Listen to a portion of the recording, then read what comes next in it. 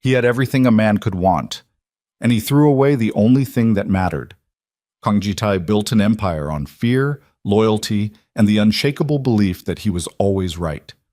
But on one cold evening in Seoul, standing frozen on a marble sidewalk outside a glittering charity gala, he would discover that the most powerful man in the city had been living the biggest lie of his life. Because the woman he divorced, the woman he accused, humiliated, and discarded, was standing 20 feet away. And she wasn't alone. The small boy beside her had Jitae's eyes. If this story already has your heart pounding, stay with us. Watch until the very end. Hit that like button and drop a comment telling us what city you're watching from, because I want to see how far this story travels. Now let's go back to the beginning, to the night everything broke open. The gala had been Seo Hyun-woo's idea. Jitae had resisted it the way he resisted most things that required him to smile at people he despised, which was, increasingly, everyone above a certain income bracket. But Seo had pressed the point over lunch 3 days earlier, sliding the embossed invitation across the table with 2 fingers like he was presenting evidence at trial. "You haven't been seen publicly in 4 months," Seo had said. "People are starting to talk." "Let them." Jitae. A pause. The kind of pause Seo used when he wanted to say you're being an idiot without actually saying it. "The Minjun acquisition closes in 11 days. The board needs to see you healthy, engaged, and preferably not looking like you haven't slept since the previous administration." Jitae had picked up the invitation, looked at it for exactly 3 seconds, then set it down. "I'll go for an hour." That had been 73 minutes ago. Now he stood near the rear exit of the Grand Seohan Hotel's main ballroom, a glass of mineral water sweating in his hand, watching 150 of Seoul's most carefully manicured people congratulate each other on their generosity. The charity tonight was something involving children's hospitals. Jitae had written a check the size of a modest apartment because it was easier than reading the brochure. He was not a man who enjoyed being looked at, which was inconvenient because he was always being looked at. At 41, Kang Jitae was what certain journalists called architecturally handsome, the kind of description that meant his face was structured enough to be impressive but too controlled to be warm. Sharp jaw, careful eyes, the particular stillness of a man who had learned, young, that showing anything on your face cost you something. His charcoal suit was cut in Milan. His watch had no visible brand marking because the people who needed to know already knew. He stood the way men stand when they have spent 20 years ensuring that no one, anywhere, could ever catch them off guard. He was at that moment profoundly off guard. It had started with the cold. He'd stepped outside through the hotel's side service door at 9:47 to escape a conversation with a shipping magnate whose breath smelled like fermented ambition, and the November air off the Han had hit him clean and mean. The service alley ran alongside the hotel's main driveway, separated from the guest entrance by a low hedge. Through it, Jitae could see the orange glow of the hotel's entrance canopy, the black fleet of waiting cars, and the slow theater of arriving guests. He was lighting a cigarette, a habit he'd officially quit 2 years ago, but maintained privately with the same quiet stubbornness he applied to most things, when he heard a voice, a child's voice, high and earnest and absolutely certain about something. "But Mom, the T-Rex couldn't have actually eaten that fast. His arms were too short to hold the food properly." Jitae did not move. He did not know why he didn't move. There were children at these events sometimes. Children of donors, children of board members, small, well-dressed creatures who were largely irrelevant to the functioning of an evening like this. He had no particular feeling about children, but the voice that answered the small boy stopped him completely. "Baby, his arms weren't for eating. They were for..." A soft laugh, tired but real, not performed. "You know what? I don't actually know what they were for. Maybe they were decorative." "That's not scientific, Mom." "No, it's not. I'm clearly unqualified." Jitae's cigarette had burned to ash between his fingers. He knew that voice. He knew it the way you know a song that played during the worst year of your life. Not by choice, not by effort, but because it had gotten into something deeper than memory. He knew the particular cadence of it, the way it lightened at the end of sentences when it was trying not to laugh, the way it got quieter when it was actually happy, as if happiness was something worth protecting from the noise. He told himself he was wrong. He stepped to the edge of the hedge. The woman crouching in front of the small boy was pulling the child's jacket closed against the cold, her fingers working the zipper with the practiced efficiency of someone who had done this 10,000 times. She was wearing a simple dark dress, understated against the sequined parade of gala guests, deliberately so. Her hair was natural, pulled back loosely. She wasn't wearing the kind of jewelry this crowd wore. She wasn't trying to look like she belonged here. She looked like she was just cold and trying to get her son warm before going inside. The boy was maybe 3 years old. He was talking constantly, something about Cretaceous period dental structure, and the woman was zipping his jacket and nodding with the expression of someone who was genuinely impressed by information she did not fully understand. Jite watched her hands. He had always known her hands. The way she used them when she was explaining something she cared about, fingers spread and animated. The way she'd press one palm flat to her sternum when she laughed hard enough to make it physical. She finished with the zipper and tilted her head at the boy and said something Jite couldn't hear, and the boy erupted in a protest that carried clearly across the hedge. "I'm serious, Mom." And she turned, just to glance back toward the hotel entrance, checking something, orienting herself. It was a glance that lasted perhaps 2 seconds. But Jite saw her face. The world did not slow down. That was the lie they told in films, that shock arrived like a suspension of time. What actually happened was the opposite. Everything sped up, his heart rate, his thoughts, the particular mathematics of what he was seeing. Nia, 3 years. Nia Adeyemi was standing 20 feet away from him, crouched on a hotel driveway in Seoul, zipping a small boy's jacket shut against the November cold. She hadn't seen him yet. For a window of approximately 4 seconds, Jite could have walked back through the service door and spent the rest of his life never knowing what he'd seen. That was a real option. He understood it clearly, even in that fractured moment. He could choose to not know. Then the boy looked up, directly at Jite through the gap in the hedge, with dark, bright eyes and the particular seriousness of a child who doesn't fully understand why adults stand still like that. And Jite saw his own eyes in a 3-year-old's face. His lungs stopped functioning correctly. Nia's head turned to follow her son's gaze. The moment she recognized him, the change in her face was total and instantaneous. Every careful thing she'd built into her expression, the ease, the warmth she'd been carrying for her son, collapsed. What replaced it wasn't anger, though that came a half-second later.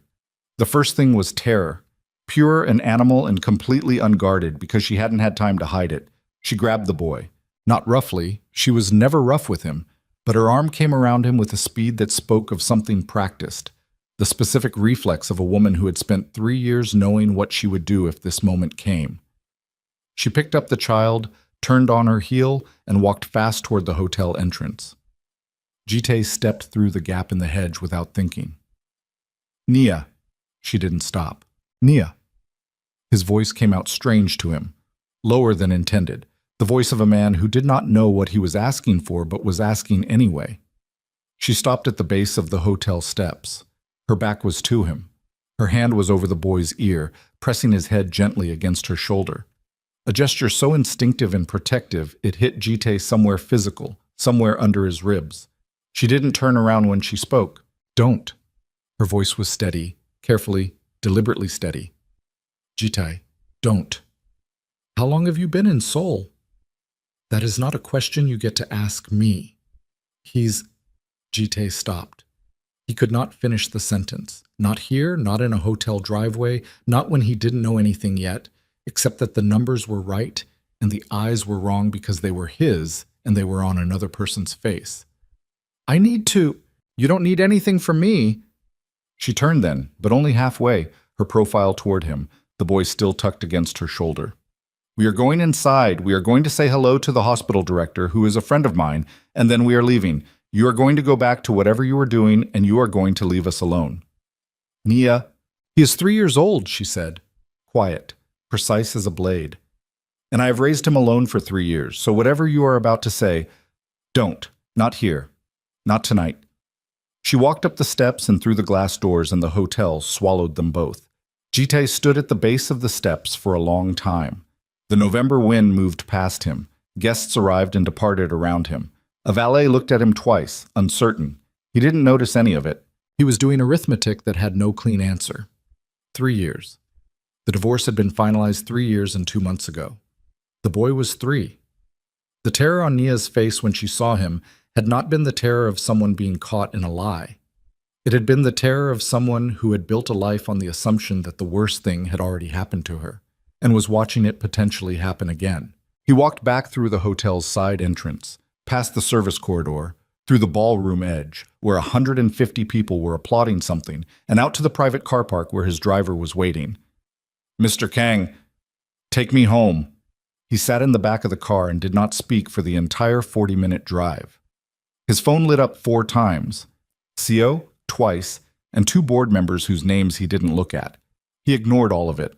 When he got to his penthouse, he stood at the floor-to-ceiling windows that overlooked the river and the city lights scattered across the dark, and he tried to remember everything he told himself for 3 years. Every version of the story he'd constructed. The evidence, the photographs, the account transfers. The way his family's chief advisor, Park Dae-jung, had laid it all out with such practiced sorrow. "I'm sorry, Ji-tae. I know this is not what you wanted to see." He had believed it. He had believed it completely and immediately. The way men believe things they are already half afraid of. The way men who love women and do not know what to do with that love will sometimes grab onto a reason to stop. He had not allowed Nia to speak in her own defense. He had called his lawyers within 48 hours of seeing the evidence. The divorce had been executed with corporate efficiency. He had told himself it was strength, the refusal to prolong the inevitable, to drag something painful into extended suffering. What he had actually done was run. He understood that now, standing at the window. He had been understanding it, in pieces, for 3 years, but there had always been enough noise, enough work, enough acquisition deals and power negotiations and late nights in back rooms making decisions that moved money and men across the city. There had always been enough of all of it to drown out the part of his mind that kept returning to the look on her face when he'd served her with the papers. She hadn't argued. That was the thing that had come back to him again and again in the years since. Naya had sat across from his lawyers, read the documents, and signed them without mounting a defense. He had told himself it was confirmation. Guilt. The silence of someone caught. He had never once considered that it might be the silence of someone too devastated to fight. He poured himself 2 fingers of whiskey, did not drink it, and picked up his phone. "I need you to find someone," he said when the call connected. "As of tonight, full team. I need everything." The man on the other end of the line did not ask unnecessary questions. That was why Ji-tae paid him. Name? Nia Adeyemi. Last known location, Seoul. As of tonight, she was at the Grand Seohan Hotel Charity Gala. I need current address, employment, everything for the past 3 years. He paused. And I need it clean. She doesn't know she's being looked at. How soon? Yesterday. He set the phone down. Across the river, the city moved through its night routines. The shift workers and the taxi drivers and the late kitchen restaurant staff, the 1,000 small operations of a city that did not care about the particular suffering of its most powerful residents. Ji-tae watched the lights and thought about a small boy with serious eyes and a great deal of information about Cretaceous dental structure. He did not sleep. By 4 in the morning, the first report was waiting in his encrypted inbox. He opened it and read it through once. Then he read it again. Nia Adeyemi, 34 years old, Nigerian national, current resident of the Mapo district, in an apartment she'd been renting for 8 months. Before Mapo, a smaller apartment in Seodaemun. Before Seodaemun, a 6-month period that the investigator noted carefully appeared to correspond with a documented hospital stay. He stopped at that line. Read it 3 times. Moved on. Employment. Manager of a small independent bookstore called Hana Books in the Hongdae neighborhood. Opened 14 months ago by a Ms. Park Ji-yeon, for whom Nia had been working since month 1. Hours logged by the investigator, 40 to 50 per week, sometimes more. Income, modest. Savings, functional. Entirely self-generated. Financial history for the period since the divorce. 0 contact with any of Ji-tae's accounts. No transfers received, no support of any kind. The investigator had noted this twice because he was thorough and he understood his employer. She had taken nothing. Jite had been so certain she'd taken everything. The photographs in the file were long-range surveillance shots, standard for this kind of work. Nia at the bookstore, reorganizing a display. Nia at a neighborhood market, the boy on her hip, reaching for apples. Nia at a small playground in Mapo, pushing the boy on a swing, her head thrown back laughing at something he'd said. The boy's name, per the investigator's notes from a playgroup registration record, Micah. Micah Adeyemi, not Kang. Jite set his phone face down on the desk and sat in his chair and breathed, slowly, through something that had no clean name. It was not grief exactly, though it was shaped like grief. It was not guilt exactly, though it was made of guilt. It was the specific feeling of understanding, at a very late hour, the full dimensions of a mistake you cannot unmake. He had imagined, for 3 years, when he'd let himself imagine, that Nia had landed somewhere soft, that her family in Lagos had supported her, that she'd returned home and rebuilt something comfortable and probably found someone who deserved her better than he had. He had imagined this because it was easier than the alternative. The alternative was this file. 14-hour shifts. 2 apartments, each smaller than the kitchen in his penthouse. A hospital stay she had apparently navigated alone, and he did not want to calculate what that hospital stay corresponded with, though the arithmetic was simple and damning and sat in his chest like something with weight. She had given birth alone. The certainty of it arrived without drama, just arrived and stayed. She had given birth in a city where she knew almost no one, in a country that was not hers, carrying a child she had not planned, and whose father had severed every connection and told himself he was being decisive. Jite opened his desk drawer and removed the whiskey glass from earlier and drank what was left of it in one motion. He pulled up the encrypted file again and looked at the photograph of the playground. Micah was laughing at something. His face was completely open in the way small children's faces are, before they learn to manage what they show. He was wearing a yellow rain jacket despite the fact that the photograph appeared to have been taken on a dry day, which suggested he had strong opinions about the jacket. He was gesturing at something off-frame with the absolute conviction of a child making a very important point. His eyes were Jite's eyes. The jaw was Naya's. The gestures were entirely his own. But the eyes, the particular combination of dark and direct, and faintly too serious, were a feature Jite had seen in photographs of himself as a child, and never once thought about again until this moment. Sitting at his desk at 4 a.m, in a penthouse full of things that had stopped meaning anything. He was 3 years old. He had never once called Jite anything. He had never once had the opportunity. Jite picked up his phone and sent a single message to his investigator. I need current daily schedule. Bookstore hours, park visits, routines. Ongoing. Then he sat back in his chair and stared at the ceiling and waited for morning. He did not know what he was going to do. He only knew he could not continue doing nothing. The next 72 hours moved like a current he could not quite get ahead of. Jite attended 3 meetings, approved 2 contract renewals, and sat through an emergency call with his legal team about a permit dispute in Incheon, all while a second layer of his attention remained fixed on the encrypted updates appearing in his phone at irregular intervals throughout the day. Nia arrived at the bookstore at 9, left at 6. Picked Micah up from a small daycare center 3 blocks from the shop at 6:15, sometimes stopped at the market. Usually home by 7:30.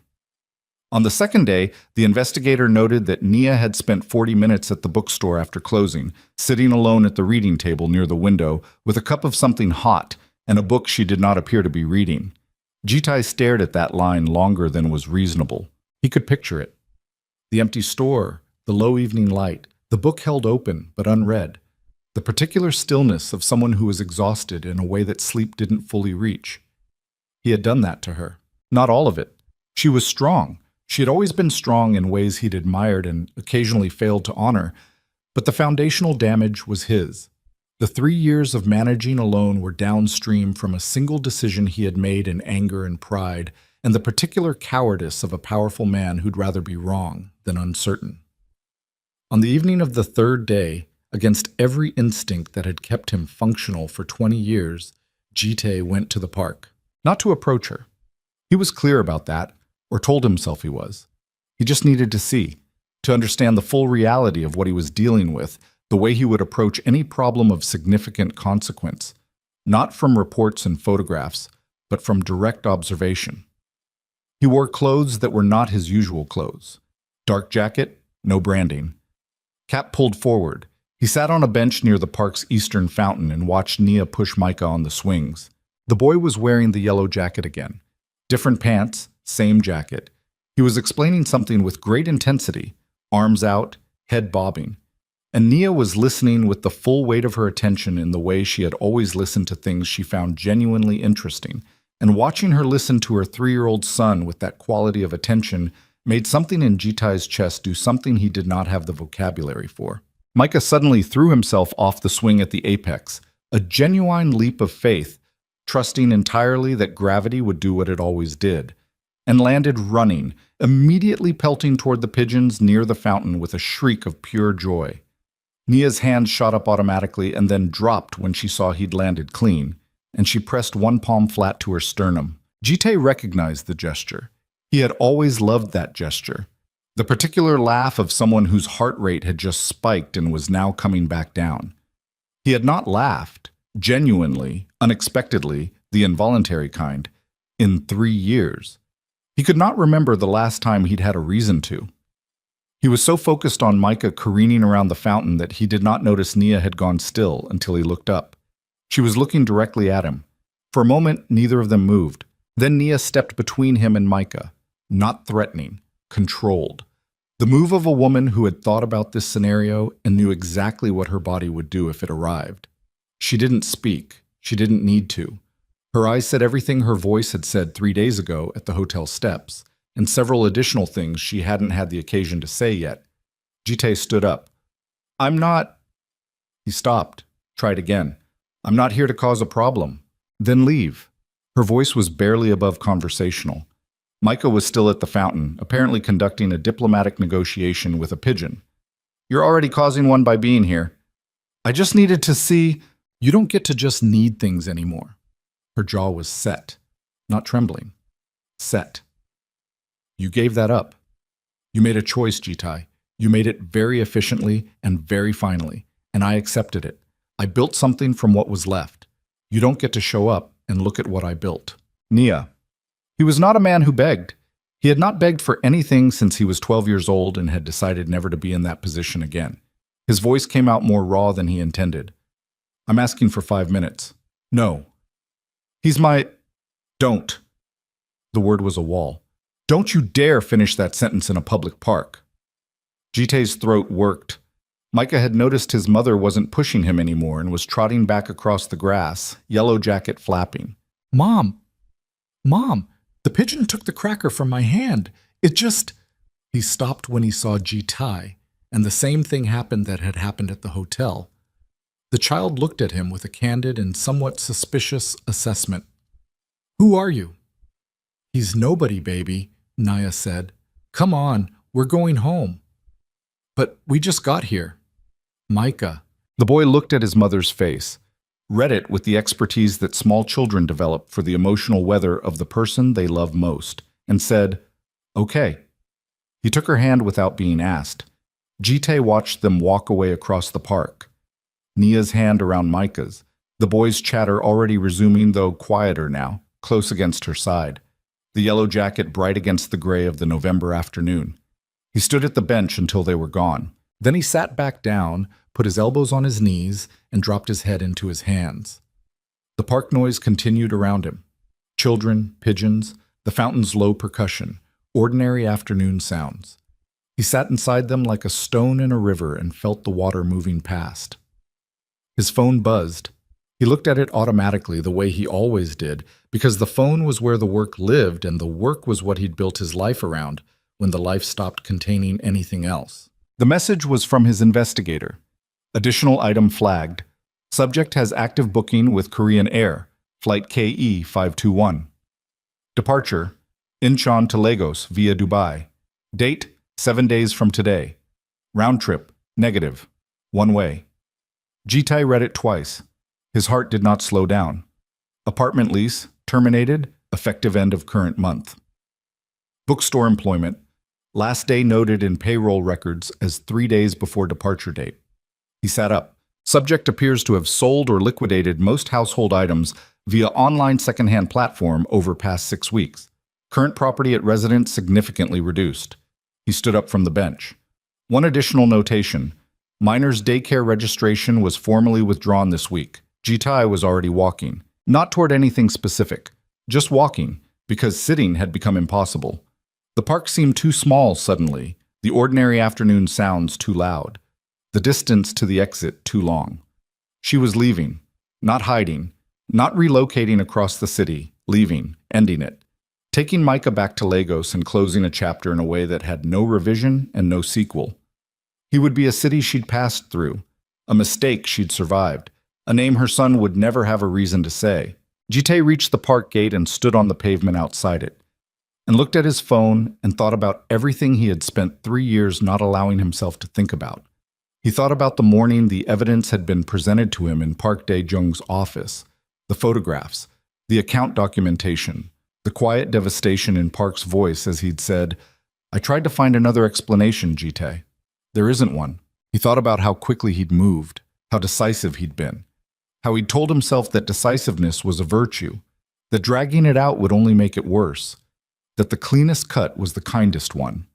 He thought about Nia's face when the papers arrived, the thing he'd seen there and immediately looked away from because looking at it directly would have required him to question everything he'd decided. He thought about a hospital stay logged in an investigator's report as a single bland notation among other single bland notations.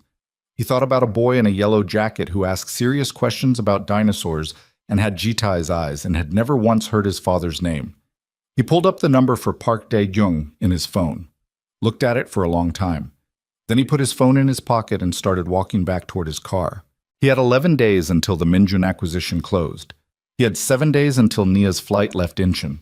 And somewhere in the gap between those two facts was a decision so large he could feel the edges of it from where he was standing, like the shadow of something that hasn't landed yet. He thought about what Seo had said over lunch. People are starting to talk. Let them, he had said. He was beginning to understand how little that had ever actually meant. His driver saw him coming and reached for the door. Jite got in, sat back against the seat. The city moved past the window in the particular way it moved at this hour. Amber and gray and relentlessly ongoing, all those lives stacked against each other. Everyone carrying something, nobody looking particularly at peace with it. His phone lit up. Seo Hyun-woo, board pre-signing call is confirmed for Thursday. You need to be on it. This is not optional. Jitai looked at the message. He thought about Thursday. He thought about 7 days. He thought about a yellow jacket and an airport gate and a one-way ticket and a little boy who would grow up with his mother's last name and no particular reason to wonder what he'd inherited from the other side. He turned the phone face down on his knee. Outside the window, Seoul moved through its evening routines, indifferent and enormous and utterly unconcerned with the question of what one man in the back of a black car was going to choose. But the choosing was coming, and Jitai, for the first time in 3 years, was not going to look away from it. Back. Across the city, in a Mapo apartment growing smaller by the day as boxes filled the corners, Nia was reading Micah, his third dinosaur book of the night, when her phone screen lit up briefly with a name she hadn't seen in 3 years.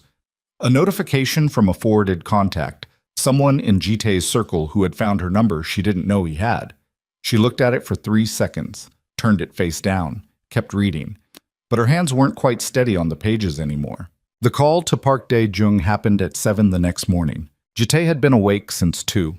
He'd stopped pretending to sleep around 4, made himself coffee he didn't drink, and spent the remaining hours sitting at his desk with the investigator's file open on one screen and Park's contact information open on the other, doing the particular kind of thinking that isn't really thinking so much as circling. The same territory, the same questions, the same jagged edge you keep almost touching and pulling back from.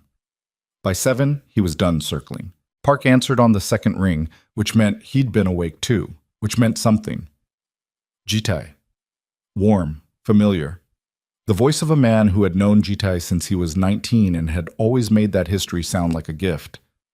I heard you made quite an exit from the Seohan Gala. Seo called me. I need to see you. A pause. Shorter than it should have been. Of course. Lunch? Now. Another pause, longer this time. Is everything all right? Jite looked at the investigator's file, at the line about the hospital stay, at the photograph of Micah in the yellow jacket. No, he said, it isn't. Park's office was in Gangnam, on the 14th floor of a building his family had owned since before Jitae was born. It was the kind of office designed to communicate stability. Dark wood, framed certificates, a window that looked out over the kind of soul that had money in it. Jitae had sat in the chair across from Park's desk maybe 200 times in his life. For business. For family matters. For the occasion, 3 years ago, when Park had laid out a file of evidence and told him, with practiced sorrow, that his wife had been moving money. Park was already standing when Jitae entered, already reading the room. Sit down, Jitae said. I live here, Park said mildly. But he sat. Jitae did not sit. He stood in front of the desk and put the investigator's summary down on the surface between them. A single printed sheet, selected items highlighted. She never touched the accounts, he said. Park looked at the sheet. His face did not change in any dramatic way. That was the tell. The very deliberate absence of surprise. Jitae, 3 years of financials. Independent audit, not mine. She never received a single transfer. She never accessed a single account. She worked 14-hour days in a bookstore and raised a child alone. He let that sit for exactly 3 seconds. So I need you to explain the documentation you showed me. Park sat back in his chair. He was 62, broad-shouldered, with the careful eyes of a man who had spent 4 decades managing situations. He did not look like someone who'd been caught. He looked like someone who had prepared for this conversation and decided how to have it. You were in pain, Park said. You were... Don't. Jitae's voice came out flat and very cold. Don't explain to me what I was. Answer what I asked. The documentation was real. It was fabricated. It was... Park stopped. Exhaled through his nose. The gesture of a man who has decided the version he's been telling is no longer serviceable. It was constructed, from real components, selectively. The room was very quiet. Jitae had known it, on some level, since 4 a.m. The body sometimes understands things before the mind is ready to arrange them into sentences. But hearing it said, the word constructed, delivered in Park's measured boardroom cadence, did something to the air in the room. Why? Jitae said. Not a question. A demand issued in a single syllable. Park's jaw moved. Your mother, my mother has been dead for 6 years. Before she died. Park's eyes came up. She asked me to look after you, to protect the family's interests. Nia was... He paused, choosing. She was not what your family had planned for you, her background, the cultural distance, the way you changed when you were with her. He said it plainly, as if plain delivery might make it land as reason rather than malice. You were distracted, softer. You were making decisions based on emotion rather than, I was happy. Jitae said it quietly. That's what you're describing. Park didn't answer. You destroyed my marriage, Jitae said, because I was happy. I protected the family's position. She had a child. The words came out with an edge that made Park finally go still. She was pregnant when I served her with the papers, and she didn't tell me, and I never gave her a reason to. She gave birth alone. She raised him alone. For 3 years. Jitae picked up the printed sheet from the desk. His name is Micah. He's 3 years old. He has never once said the word father, and that is on you as much as it is on me. Park opened his mouth. Don't speak, Jitae said. I'm not finished.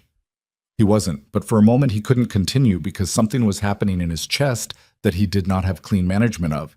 And the one thing Jitae Kang had never permitted himself was visible loss of control in a room with another person in it. He breathed. Once. The way you breathe when the only alternative is something you can't take back. I'm going to need everything, he said. Every piece of the original fabrication. Everyone involved. Every decision made. He straightened his jacket. And I'm going to need to know if there's anything else. Any other moment where someone in this family decided they knew better than I did what my life should look like. Park's face had gone careful and internal. The face of a man running calculations. Jitae, think about what you're doing. The acquisition. The acquisition can wait. It cannot wait. 11 days. Park. Jitai's voice had gone somewhere very quiet, the kind of quiet that in his world meant everything that wasn't quiet should pay attention. I'm not talking to you about the acquisition right now. I'm telling you that if you do not give me everything I've asked for by tomorrow morning, the next conversation we have will be conducted by lawyers. He left. The elevator ride down was 14 floors, and he spent all of them staring at the middle distance with his hands loose at his sides and his breathing deliberately even, the way he'd taught himself to move through the hours after decisions that could not be undone. In the lobby, Seo was waiting. Jitai stopped. Seo Hyun-woo was 45, lean, perpetually well-organized in the way of men who had learned early that chaos was what happened to other people. He was also the only person in Jitai's orbit who spoke to him without performance, which made him either Jitai's most valuable relationship or his most dangerous one depending on the day. Today he looked like he'd been there a while. "How long have you been waiting?" Jitai said. "Since before you went up." Seo fell into step beside him without being invited. "What happened at the gala?" "Not here." They got into Jitai's car. The driver knew without being told to circle to keep moving without a destination until instructed otherwise. It was a protocol established for conversations that couldn't happen in offices. Jitai told him about Nia, about Micah, about the park. He told it the way he told things that mattered, without ornament, chronological, just the facts laid out in order so Seo could understand the shape of the problem. Seo was quiet through most of it. When Jitai finished, Seo looked out the window for a long moment and then said, "A son." "Yes." 3 years old." "Yes." And Park fabricated the evidence, admitted it this morning, partially. Jitai's hand was on his knee, fingers pressed flat. "I think there's more." Seo turned to look at him directly. "What are you going to do?" "She has a flight in 6 days." "I know. I had my own team verify when you called me last night." Seo's expression was not quite readable. "Jitai, I need you to hear me very clearly. What you are about to do, whatever it is, will have consequences for the acquisition, for the board's confidence, for—" "I know. Do you?" Seo's voice was not unkind. It was the voice of a man who had watched Jitai operate for 15 years and understood exactly how the machinery of him worked. Because the last time you made a large emotional decision quickly, it cost you something you spent 3 years not admitting you regretted. The car moved through morning traffic. Outside the windows, Seoul went about the business of being enormous and indifferent. "I made that decision in 48 hours based on false information fed to me by someone I trusted," Jitai said. "This one I've been making for 3 years without knowing it." Seo was quiet. "She's leaving in 6 days," Jitai said again. "After that, she's gone. He's gone. And I spend the rest of my life knowing that I had a son who grew up without his father because I was too—" He stopped. The word he needed wasn't one that came easily. "Because I was too much of a coward to look at the evidence that didn't fit." The car moved. "What do you need from me?" Seo said finally. "Keep the board off my back for 72 hours. "I can do 48. "Then 48. Seo nodded once, the nod of a man who has made his peace with the situation and is now entirely in operational mode. "And the acquisition?" Jitai looked out the window. He did not answer. That afternoon, Jitai did something he had not done in 3 years. He went to a pharmacy. He stood in the aisle for 4 minutes, which was 3 minutes and 45 seconds longer than he typically took to make any decision, before locating what he needed. He paid cash. He wore the cap he'd worn to the park. The DNA test kit was the kind sold for personal use, not the clinical variety, but sufficient for the purpose he needed it for. The purpose specifically being certainty. He already knew what the result would be. The eyes, the timing, the specific terror on Nia's face that first night. None of it left serious room for doubt. But Jitai had built 20 years on the principle that certainty earned was different from certainty assumed, and he was not going to make another move of any significance based on what felt true. He needed what was true. The question was the sample. He did not let himself examine too closely what he was doing, because examining it closely would require him to describe it in words that were not comfortable, and he was not in a position to be comfortable right now. He drove to Hongdae and parked 2 blocks from the bookstore. He sent a text from a secondary number to the investigator asking for a window, a time when Nia would be occupied in the back of the store, when Micah was in the front play corner that apparently existed for small customers. He waited 20 minutes. The investigator sent back, "Now, 15-minute window. Daycare pickup isn't until 6. Jite sat in the car for 30 seconds. Then he got out. The bookstore was small and warm and smelled like old paper and something baked. There was a coffee corner near the entrance, a pastry case, the kind of place that worked hard to feel like the opposite of the world outside. Jite stood in the entrance long enough for his eyes to adjust and to locate Micah immediately, in the children's corner to the left, sitting on a low cushion with 2 books open in front of him, conducting what appeared to be a very serious comparison. The person at the register was not Nia, a young woman, probably a part-time employee, who looked up and smiled the practiced bookstore smile. "Can I help you find something?" "Just browsing," Jitai said. He moved to the adjacent shelf. Close enough. He crouched to examine a low shelf. The boy was 3 feet away, absorbed in his books, and had not looked up. Then he did. Micah looked at him with the direct and unself-conscious assessment of a child who had not yet learned that staring was impolite. He looked at Jitai for a full 3 seconds. Then he looked back at his books. Then he looked up again. "You have the same eyes as me," Micah said. Conversational. The way children say things that wreck adults, without drama, without intention, without any awareness that what they've just said has landed somewhere and is doing damage. Jite did not breathe for a moment. "Do I?" he said. Micah turned a page. "Mom says my eyes are special. She says they're a shape she never saw before." He looked up again, curious rather than suspicious. "She says it like it's good, but I think maybe she says that because she's my mom."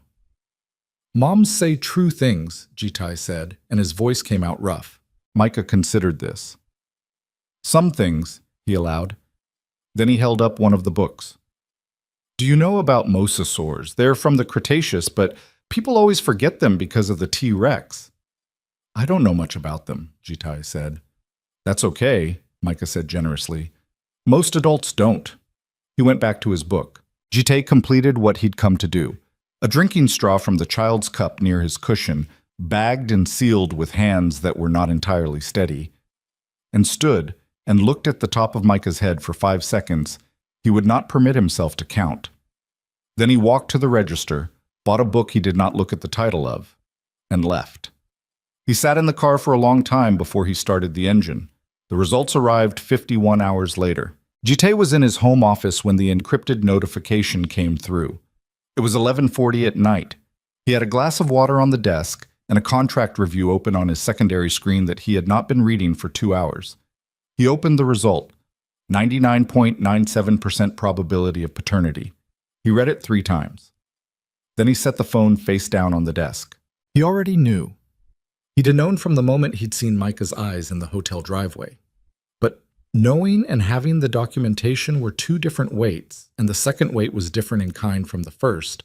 It was the kind that made it permanent, that removed the last theoretical exit ramp, that converted what had been a wrenching emotional reality into an undeniable legal and biological fact. Micah Adeyemi was his son. He had a 3-year-old son who called himself Adeyemi and slept in an apartment in Mapo and knew an unreasonable amount about mosasaurs and was going to be on a plane to Lagos in 5 days. Jite stood up. He walked to the window. The city was quieter at this hour. Not quiet. It was never quiet, but the frequency was lower, the lights more scattered. The particular density of human intention that made Seoul feel pressurized during the day had thinned to something more navigable. He stood at the window and let the full weight of it settle. He thought about what he owed Nia, which was, by any honest accounting, more than he could repay. He thought about what he owed Micah, who had not asked for any of this, and whose entire existence had been shaped by a lie someone else told and a decision Jite had made too fast in a room full of fabricated evidence. He thought about 5 days. Then his phone lit up with a message from the investigator. Update. Subject's bookstore, Park Ji-yeon, owner, has listed the lease for subletting effective next month. Source says Nia's last day is confirmed for 3 days before departure. Additional, apartment building manager received formal notice of termination today. Subject has also posted final sale listings for remaining furniture items. Jite read the message. One more item. Airline booking confirmed. Seat assignments for 2, adult and child. Checked baggage. 3 bags. He set the phone down. 3 bags. 3 years of a life compressed into 3 checked bags and a one-way ticket. He picked the phone back up and dialed Seo.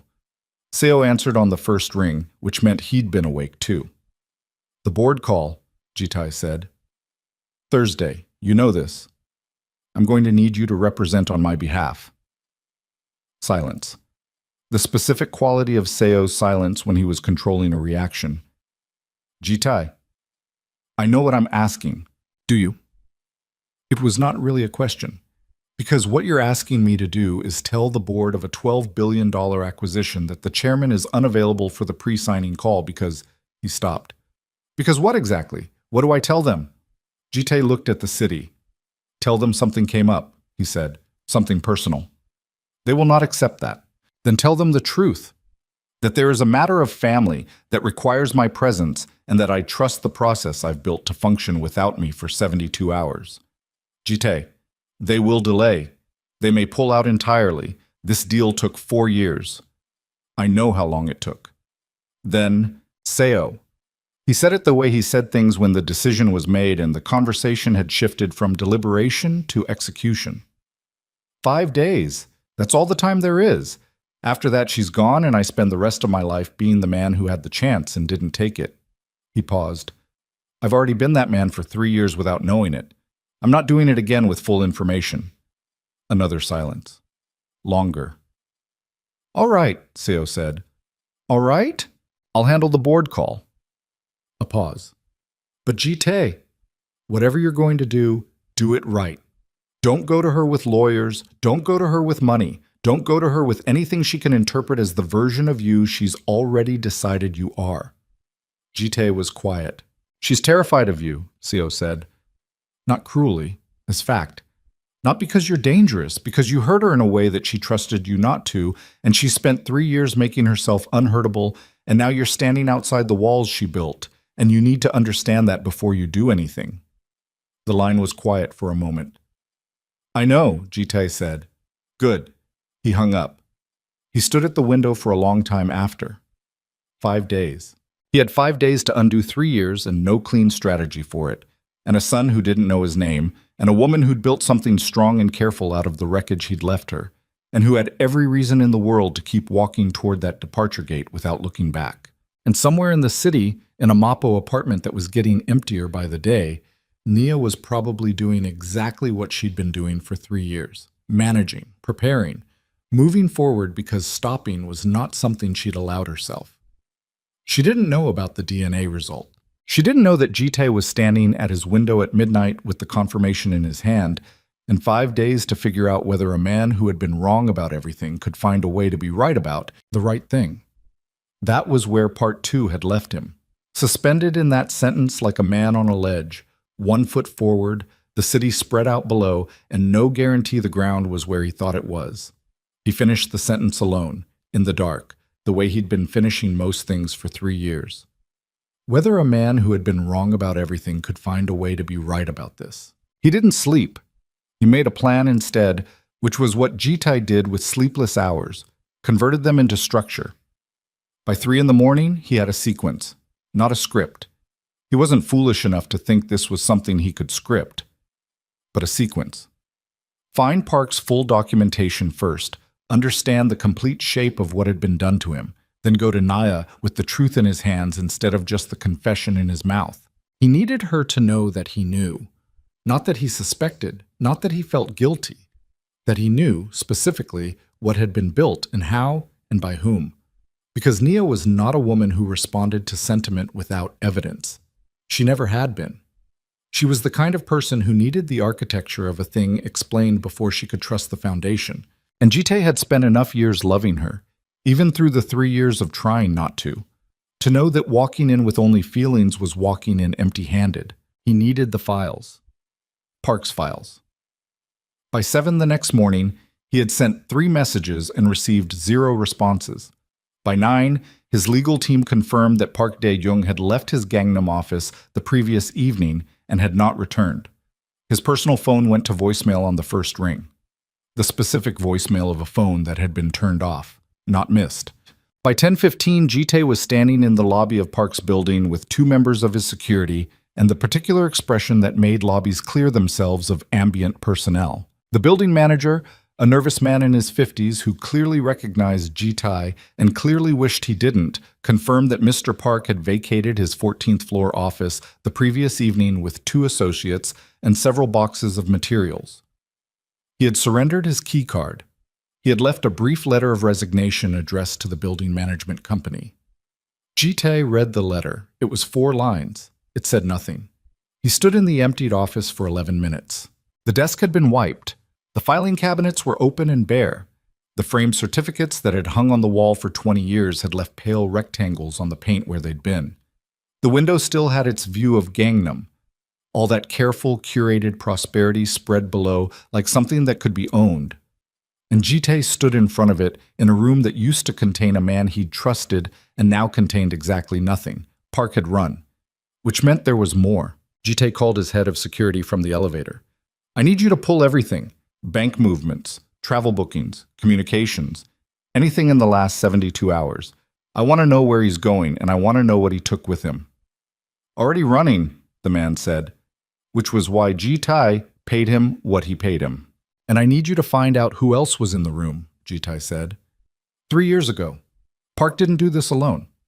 He's not capable of this level of financial fabrication without someone who knows my accounts. Find the name. He hung up. He was in the car when the next call came, not from his security team, from a number he didn't recognize, local sole prefix, no name attached. He almost didn't answer. Then something made him. Mr. Kang.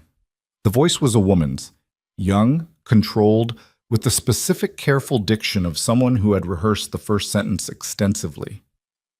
My name is not important. What's important is that I worked in Park Dae-jung's office for 4 years, and I kept copies of things I was told to destroy. Ji-tae was very still. Why are you calling me now? He said. Because he's gone, and what he left behind is your business to deal with, not mine to carry. A beat. And because I have a daughter, and what was done to that woman was... She stopped.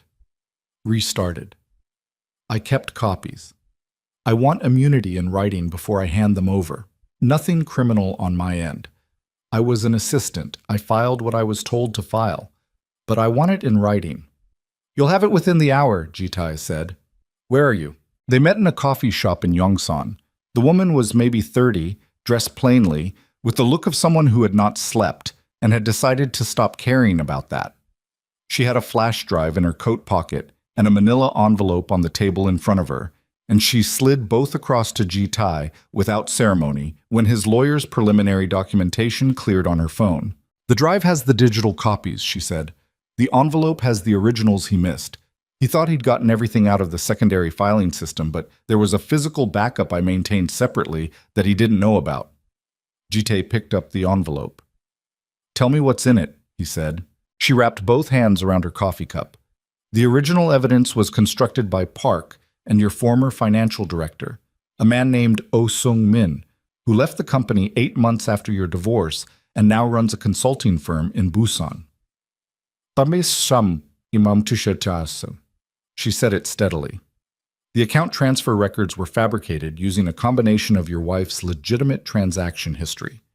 There were some, small amounts, normal household spending, overlaid with falsified documentation from a shell account that O set up in her name without her knowledge. Ji-tae looked at the envelope in his hands. The photographs, he said. Composite. The timestamps were real. Your wife was at those locations on those dates. The accompanying figures were not the people they were represented to be. She paused. It was thorough work, the kind that holds up if nobody questions it too hard. I didn't question it, Ji-tae said. No, the woman said. She did not say it unkindly. She said it the way you confirm a fact that everyone in the room already knows. Why? Ji-tae said. Park gave me a reason. My mother. Family interests. What was Oh Sung-min's reason? Money. Park paid him substantially, and I think— She hesitated. I think Oh had his own feelings about your wife, nothing I can prove, but there were comments over time, the kind men make when they've decided a woman is a problem before they've met her. Jitai set the envelope on the table. He pressed one hand flat to the surface, the way he did when he needed a physical anchor point. The coffee shop moved around them. Orders called out, chairs scraping, the ordinary percussion of a public place entirely uninvested in what was happening at this table. Is there anything else? He said. The woman hesitated, just briefly, the hesitation of someone deciding whether to say the next thing. There was a second phase, she said. Jitae looked at her. After the divorce finalized, Park had someone monitoring her, not intensively, but periodic checks. He wanted to confirm she'd left the country. She looked at her coffee. When the monitoring came back showing she was still in Seoul and that there was a child, he made a decision to let it continue, to not tell you. Her voice was careful and even. That was its own decision, separate from the fabrication. He knew. For at least 2 years, he knew there was a child, and he chose not to tell you. The room did something strange. Jitae had a particular experience of time in moments of significant shock. Not the cinematic slow motion, but the opposite, a kind of compression, where the present moment became very dense and small, and everything peripheral dropped away entirely. He had felt it the night the fabricated evidence was first shown to him. He felt it now. Park had known about Micah for 2 years. 2 years of Micah's life. 2 years of Nia managing alone. 2 years of the boy learning to walk and talk and develop strong opinions about extinct marine reptiles. 2 years that Jitae had spent in this city, accessible, present, capable of being a father if only someone had allowed him the information required to be one. Park had known, and had filed it away as a containment issue. Jitae stood up. The immunity documentation will be in your inbox by end of day, he said. Don't discuss this with anyone until you hear from my lawyers. He left the coffee shop. He did not remember getting into his car. He was aware of being in it, moving through traffic, his driver's eyes checking the rearview mirror with the frequency of a man who understood that something had shifted significantly. Anywhere specific, Mr. Kang? Jitae looked out the window. Drive, he said. He opened the manila envelope. He read for 40 minutes while the car moved through Seoul without direction. He read carefully, the way he read everything that mattered, not for the emotional content, but for the structure, the timeline, the specific mechanics of how it had been done. He needed to understand the machine before he could dismantle it. He needed to understand the machine before he could bring it to Naya, because bringing her anything less than the complete documented truth was bringing her nothing. What he found in the envelope was complete, and it was documented, and it was, in its total form, the most precise portrait of a betrayal he had ever seen. Park Dae-jung had known him for 22 years. He had spent some portion of those 22 years deciding that Jitae's happiness was a management problem. Jitae closed the envelope. He thought about Nia, about the specific quality of her silence when she'd stood at the top of the hotel steps 3 nights ago, her back to him, her hand over Micah's ear, the controlled steadiness of a woman who had survived something and organized herself around the survival. She did not know that there was documentation. She did not know that he now had the proof. Not just the suspicion, not just the guilt, but the actual architecture of what had been done to them both.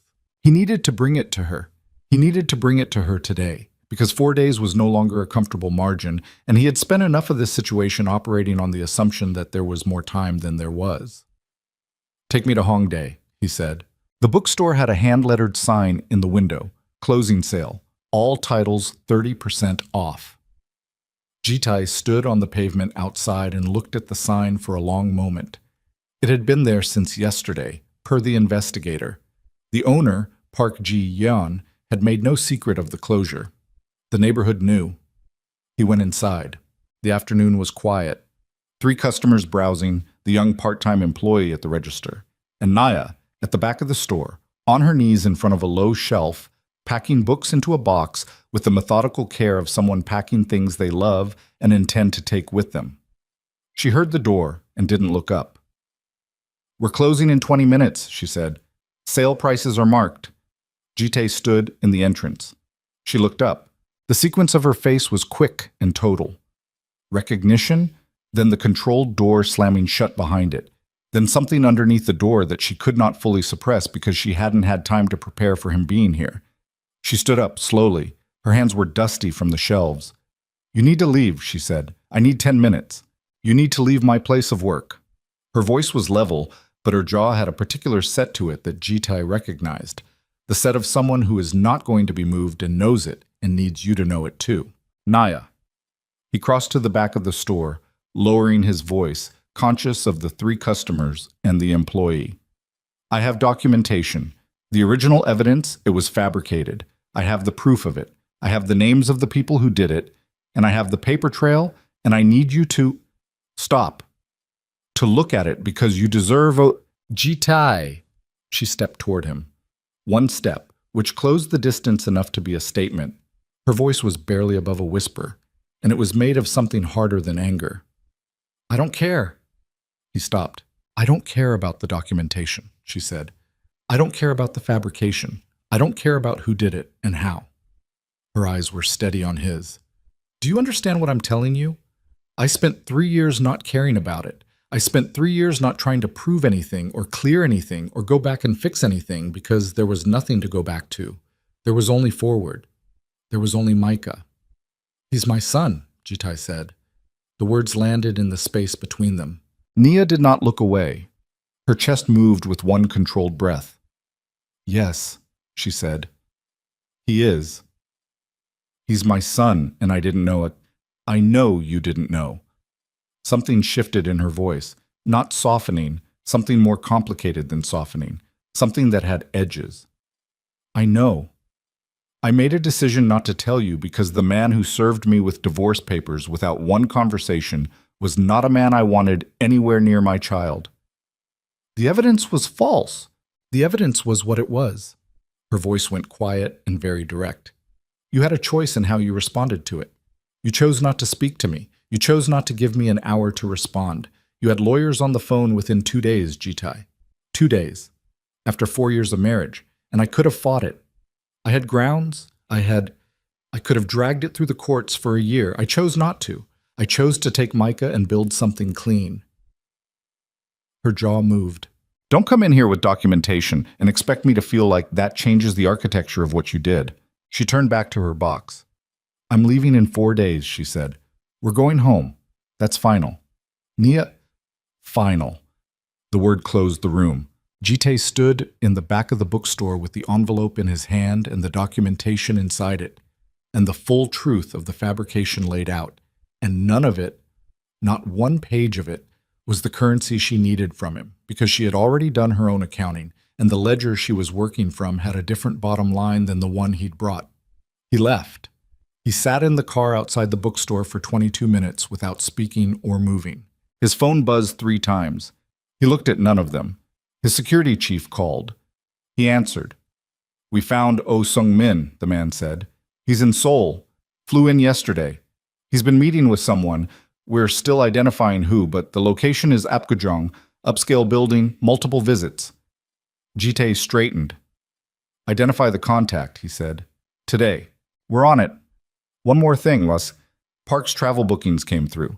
He left for Singapore last night. Private charter, paid through a third-party entity. But Jitai," a pause that had weight in it. "The third-party entity traces back to a holding company. The holding company has one registered shareholder." Jite waited. "Your cousin," the security chief said. "Kang Hyun-soo." The name arrived like a flat stone dropped into still water. The ripples moved outward, and Jitai sat in the back of the car and felt them move through everything he thought he'd understood about the shape of the problem. Hyun-soo, 44 years old. Second in line in the family corporate structure, which had become first in line the moment Jitai had married outside the family's expectations and started making decisions that Hyun-soo publicly supported and privately spent considerable energy undermining. A man who smiled at the right moments and said the right things, and whom Jitai had dismissed for years as ambitious but manageable. Not manageable. Not even close to manageable. "Keep tracking it," Jite said. I want Hyunsu's communications for the last 6 months. Everything. He hung up.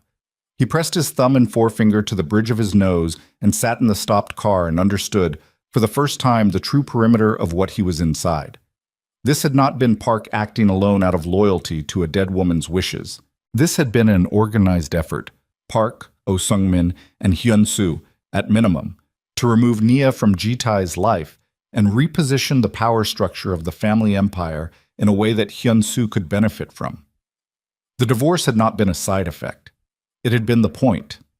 Destabilize Ji-tae emotionally, remove the marriage that was humanizing him and making him softer, and create a version of him that was isolated and controlled and easier to manage. And it had worked. For 3 years, it had worked. Ji-tae got out of the car. He stood on the pavement outside the bookstore, the November cold coming off the street, and looked at the hand-lettered closing sale sign in the window, and thought about 4 days and about Hyun-soo and about the board call he'd asked Seo to cover and about the Minjun acquisition that Hyun-soo was positioned to benefit from if Ji-tae was sufficiently destabilized or sufficiently distracted. He thought about Oh Sung-min in Apgujeong making visits to a contact they hadn't identified yet. He thought about what one more phase meant when the first 2 phases had been a fabricated divorce and a 2-year concealment of a child's existence. His phone rang. Seo. Ji-tae. His voice was tight. The particular tightness of a man trying to deliver information calmly when the information is not calm. The board call. I need you to listen and not react until I finish. Tell me. Hyun-soo called an emergency shareholder meeting this morning. I don't know how he got the votes, but he has enough to call it. It's scheduled for tomorrow. A pause. The stated agenda is a vote on chairman fitness, specifically whether the current acquisition can proceed under current leadership, given the chairman's recent pattern of erratic decision-making and personal. Seo stopped, and Ji-tae could hear him choosing the word. Personal instability. The wind moved down the street. Ji-tae stood on the pavement and understood that he had 4 days until Naya's flight and 1 day until a shareholder vote engineered by his cousin to remove him from his own company, and that somewhere in Apgujeong, a man named Oh Sung-min was sitting with someone Ji-tae's team hadn't identified yet. Making plans that were part of a pattern Ji-tae had only understood the shape of in the last 2 hours. And Nia didn't know any of it. She was in the back of a closing bookstore packing the last of the shelves into boxes, and she didn't know that the people who had destroyed her marriage were now attempting to finish what they'd started, and that the man she'd refused 10 minutes was standing on the pavement outside, understanding that the battle was not the one he'd thought it was. Ji-tae, Seo said, what do you want me to do? Ji-tae looked at the closing sign in the bookstore window. He thought about the envelope in his hand with the documentation inside it that Nia had said she didn't care about. He thought about Micah in a yellow jacket telling a stranger that most adults didn't know about mosasaurs, and that was okay. He thought about a shareholder vote and a cousin who had spent years smiling at the right moments. He thought about what it meant to be the most feared man in a city and still have spent 3 years losing everything. Ji-tae said, call an emergency session of the full board, not tomorrow, tonight. Seo was quiet for 2 seconds. Hyun-soo has the votes to. Let him have them. Call the session anyway. Ji-tae. Seo. The word came out like a period at the end of a sentence that wasn't open to revision. Either I walk into that room tonight on my terms, or I walk into it tomorrow on his. Call the session. He hung up. He got back in the car. Yoido, he told the driver. The tower. The Kang Group headquarters occupied the top 6 floors of a glass tower in Yoido's financial district, a building Ji-tae's father had broken ground on before Ji-tae was old enough to understand what groundbreaking meant. Ji-tae had worked in that building since he was 23, had taken over its top floor at 31, had made decisions from its boardroom that moved money and men across 3 countries. He knew every hallway of it the way you know a place that has been both your cage and your kingdom. He arrived at 6:14 p.m., and rode the elevator to the 38th floor and walked into his own boardroom like a man who had not slept in 30 hours and was entirely aware of this and had decided it was irrelevant. Hyun-soo was already there. He was the only one who was. The other board members were filing in over the following 20 minutes, arriving to find Ji-tae standing at the head of the table and Hyun-soo at the far end, and the specific atmospheric pressure between them that made three senior directors look immediately at their phones rather than at either man. Kang Hyun-soo was 4 years older than Ji-tae, broader through the chest, with the groomed and curated look of a man who had spent his life preparing for a version of himself that hadn't materialized. He had their grandfather's jaw and none of their grandfather's directness. When he smiled, it was with the lower half of his face only. He was smiling now. "Cousin," he said, "I didn't expect you tonight." "I know," Ji-tae said. He didn't sit. He stood at the head of the table and waited while the remaining directors settled. 7 faces, various quantities of anxiety distributed among them. Seo entered last, took a seat along the side wall rather than the table, and met Ji-tae's eyes for exactly 1 second. Ji-tae opened the envelope. He pulled out 3 pages from the documentation, selected, specific, sufficient, and placed them on the table in front of him with the deliberate calm of a man who has been planning this gesture since the car. "Before we proceed to whatever agenda my cousin has prepared," Ji-tae said, "I want to table some materials for the board's consideration." Hyun-soo's smile stayed. "Ji-tae, the process for calling an emergency agenda." "The process," Ji-tae said, "involves the chairman, which is still me, presenting materials he deems relevant to the board's governance function." "Sit down, Hyun-soo." Hyun-soo sat. Ji-tae slid 1 page to the director on his immediate left and let it move around the table. "What you're looking at is a documented record of financial fabrication conducted against this company's chairman by 2 individuals. One a long-term family advisor, one a former financial director of this company, whose activities were funded through a holding entity. The registered shareholder of that holding entity is present in this room." The silence had a texture. Someone at the table turned the page over as if there might be different information on the back. Hyun-soo's smile had not moved. That was the thing about Hyun-soo. He was at his most dangerous when he appeared completely relaxed. Ji-tae had understood this abstractly for years, and understood it now with the specific clarity of someone who had spent the afternoon reading documentation of exactly how that danger operated. "Those are serious allegations," Hyun-soo said, "and I imagine the timing of them, the night before a legitimately called shareholder review, will not be lost on anyone in this room." "The timing," Ji-tae said, "reflects when I received the information, which was today, which is also when your associate Oh Sung-min flew back into Seoul for meetings in Apgujeong." He looked at his cousin directly. "What was the next phase, Hyun-soo? The shareholder vote was the corporate piece. What was Oh there to arrange?" "I don't know what you're—" "Don't." Ji-tae's voice dropped half a register. Not louder, quieter. The quieter was worse. "I have 22 years of knowing how you work. Don't tell me you don't know. Tell me what the play was."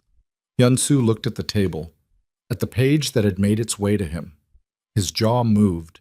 "The acquisition," said one of the directors, Kim Jae-won, 60, the longest-serving board member, a man who had been present for 3 leadership transitions and had survived them all by asking the right questions at the right moments. "Is the acquisition at risk from any of this?" "No," Ji-tae said. "Yes," said Hyun-soo simultaneously. Both men looked at each other across the table. "The acquisition closes in 10 days, Ji-tae said to Kim Jae-won. "The documentation I've presented has no bearing on its legal structure. It has bearing on a governance question, specifically whether the people who've been positioning for a leadership transition have any legitimate standing, given that their position was built on fabricated evidence and a concealment of information material to the chairman's personal and, by extension, organizational decision-making." "You want to talk about material information?" Hyun-soo said, and his voice had shifted, the relaxed surface cracking just enough to show what was underneath it, something cold and precise and long-held. "Let's talk about material information. Let's talk about a chairman who has been conducting surveillance on a private citizen, who has been absent from critical acquisition meetings, who walked away from a pre-signing call and had his deputy cover it, who is clearly, by any operational metric, distracted by a personal situation that he is not managing professionally." He opened his hands on the table. "I didn't invent that pattern, Ji-tae. You created it." The room absorbed this. Ji-tae breathed. Once. "You're right," he said. Hyun-soo blinked. Several directors looked up. "I have been distracted," Ji-tae said. I've been distracted because I discovered 4 days ago that I have a 3-year-old son I didn't know existed. And I didn't know he existed because the information was suppressed by people in this room's extended circle for reasons that had nothing to do with company governance and everything to do with a power play that has been running for 3 years. He looked at the faces around the table. So yes, I have been less than fully present for operational matters this week, because I am a person, and occasionally the things that happen to people take precedence over acquisition timelines. He let that sit. If the board would like to make a decision about my fitness for the chairmanship based on the fact that I spent 4 days trying to reach my son before his mother left the country, that is the board's prerogative. Kim Jae-won set the document down. How old? He said. Ji-tae looked at him. 3. Kim Jae-won was quiet for a moment. He had 3 grandchildren. Ji-tae knew this because Kim Jae-won brought photographs to quarterly meetings and had never once been embarrassed about it. Hyun-soo, Kim said, the holding company documentation. Can you refute it? A pause. It requires context, Yeol. Can you refute it? Another pause. Longer. No, Hyun-soo said. Then I'd like to table the shareholder review agenda until legal has reviewed the materials the chairman has presented. Kim looked around the table. Is there a second? There was. Hyun-soo sat back in his chair. The smile was entirely gone now. What was left underneath it was the face of a man doing rapid calculation on a situation that had moved faster than his contingencies. Ji-tae gathered his papers. The acquisition closes in 10 days, he said. SEO will cover operational continuity. I'll be reachable by phone for anything critical. He looked at his cousin. We'll speak with lawyers present. He walked out. In the elevator alone, he pressed his back against the wall and closed his eyes for 30 seconds. His hands were completely steady. The rest of him was not, but his hands had years of practice in appearing indifferent to what the rest of him was doing. His phone buzzed before the elevator reached the lobby. His security chief. Oh Sung-min's contact in Apgujeong identified. Not corporate. Nia's building manager. The meeting lasted 40 minutes. We're pulling what we can, but it looks like he was gathering information about her departure schedule. Ji-tae stared at the message. The elevator doors opened. Second item. Oh made 2 additional calls after the Apgujeong meeting. 1 to Park in Singapore. 1 to an unregistered number we're still tracing. Ji-tae. Whatever they're planning for the departure, it's moving fast. He was already outside. Mapo, he told the driver. Now. The drive was 40 minutes in normal traffic. The driver made it 31. Ji-tae sat in the back with his phone and called his security chief and talked in the clipped shorthand of men who had handled situations before and understood that the time for complete sentences was after. I need 2 people on her building, now. Not visible, just present. Done. What are we looking for? I don't know yet, that's the problem. He looked out the window. The city was moving through its evening, all those lives in parallel, none of them aware of the specific convergence happening in their midst. Anything that looks like pressure, anyone who approaches her or the boy outside her normal patterns. Understood. And I need O's location. Still Apgujeong as of an hour ago. Keep it live. He hung up. He called Seo next. The board, Seo started. Handled for now, Kim Jae-won tabled it. I saw. A breath. Ji-tae. What Oh Sung-min is doing, I know. If he's feeding information to someone about her schedule, I know, Seo. They couldn't get to you through the board fast enough, so they're going to try to use her. I know. The 2 words came out with an edge that closed the line of thought. He softened it, barely. I know. I'm going there now. What are you going to tell her? Ji-tae looked out the window. Everything, he said. The apartment building in Mapo was a 6-story walk-up with a ground floor that smelled like someone's dinner from 3 apartments and a buzzer panel with half the labels missing. Ji-tae stood in front of it in the November dark and pressed the button next to the number his investigator had listed. Silence. He pressed it again. Who is it? Her voice through the speaker, flat and not surprised in the way of someone who has been waiting for something unpleasant and is tired of the anticipation. It's me, Ji-tae said. A longer silence. Micah's asleep, she said. I know. I need 5 minutes. Nia... He pressed his hand to the intercom panel. Someone has been gathering information about your departure schedule. People connected to what I told you about today. I need you to let me in so I can explain what's happening." The silence stretched. Then the buzzer sounded. He took the stairs to the 4th floor. The door to her apartment was open by the time he reached it. She was standing in it, arms crossed, wearing a sweatshirt and the expression of someone who has decided to hear something out and is angry about needing to. The apartment behind her was mostly boxes. Jite had known this from the reports, but knowing it and seeing it were different registers of the same fact. The walls had pale rectangles where pictures had hung. The bookshelf was empty, packed. A small pair of yellow rain boots sat by the door next to a rolling suitcase. He did not look at the boots too long. "Come in," she said.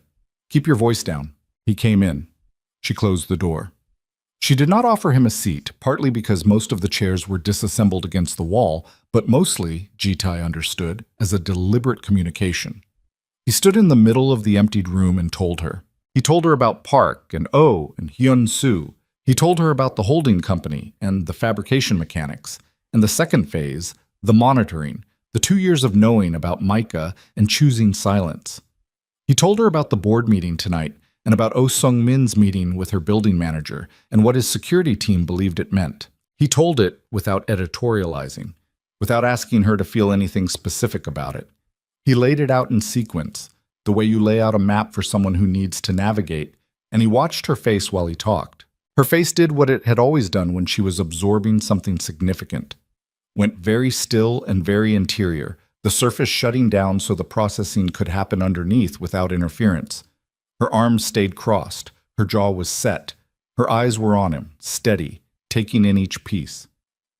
When he finished, she was quiet for a long time. "They were monitoring me," she said, "for 2 years. Yes. And Park knew about Micah. Yes." Her jaw worked. She looked at the window, the city outside, the ambient light of a Seoul evening through the glass. Her arms tightened across her chest. "Why would Oh Sung-min care about my departure schedule?" she said. It was a real question, not rhetorical. She was thinking out loud, working the logic. Because the acquisition closes in 10 days and they needed more time to complete the board play and Hyun-soo's leverage over that play. He stopped, said it plainly. "I think you were going to be used as pressure. Information about Micah. Something that could be released publicly, timed badly, designed to create the impression of a personal scandal at the worst possible moment for the acquisition's signing." Nia's eyes came back to him. "He was going to use my son," she said. Jite said nothing. "To destabilize you?" "Yes." She breathed. One breath, slow and deliberate, the way you breathe when the alternative is losing control of your own reaction, and you have decided that is not going to happen. "Okay," she said. The word had the quality of a decision being made rather than a sentiment being expressed. "So what do you need from me?" Jite blinked. It was the last thing he'd expected her to say. He stopped. Reset. "I need you to know that my team has people on the building. You're not in danger. I don't think they would—" "I know I'm not in danger," she said, with the precision of a woman who has assessed and managed danger on her own for 3 years. "What do you need from me for the acquisition to close without this being used against you?" "Nia." He looked at her. "That's not why I'm here." "I know why you're here." Her voice was not soft, but it had shifted very slightly from the wall it had been all week. Shifted enough to show the edge of something that wasn't quite anger. "You're here because you're worried about Micah. You're here because someone is making moves around us, and you feel responsible for it." She unfolded her arms, pressed one hand flat to the top of a nearby box, and Jitai recognized the gesture. "I'm asking what you need." He looked at her hand on the box. "I need you to not leave," he said. "Not yet. Not until this is resolved." 3 days, she said. 3 days, he said. "After that, if you want to get on the plane, I won't stop you. I will never stop you. But 3 days, Nia, while I deal with what Hyun-soo is planning." She looked at him. He looked back. From the other room, the sound of small movement, a child repositioning in sleep, the unconscious shift of someone deep in a dream about something very important, probably extinct. Nia looked toward the sound. Her face did the thing it always did when Micah was in her peripheral awareness. A kind of turning, the way a plant moves toward light, automatic and without performance. She looked back at Jitai. 3 days, she said. It was not forgiveness. He knew that.